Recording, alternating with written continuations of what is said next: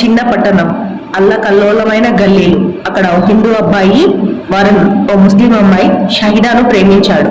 ఆమె కూడా అతనిపై అంతే ప్రేమ చూపించింది. షహిదా చిన్నప్పుడే తన తండ్రిని కోల్పోయింది. ఆమె తల్లి ఒంటరిగా కష్టపడి షహిదాను, ఆమె చెల్లిని పెంచింది.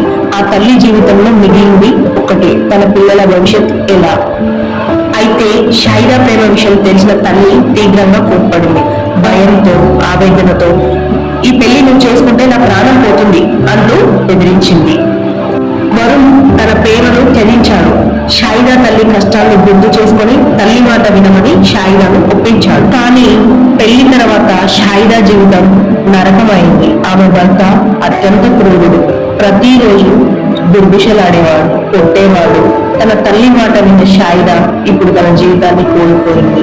తన కూతురు పడిన బాధలు చూస్తూ షహిదా తల్లి శోక సంద్రంలో మునిగిపోయింది.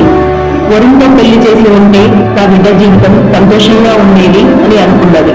కాలం ఎంత కఠినమైన గుణపాఠాలు నేర్పినప్పటికీ వరుణ్ ప్రేమ మాత్రం నిష్కలంగా నిలిచింది. నిజమైన ప్రేమ మనసులు, మతాలు దాటి సంతోషం తెస్తుందనే విషయం చివరకు షహిదా తల్లికి అర్థమైంది.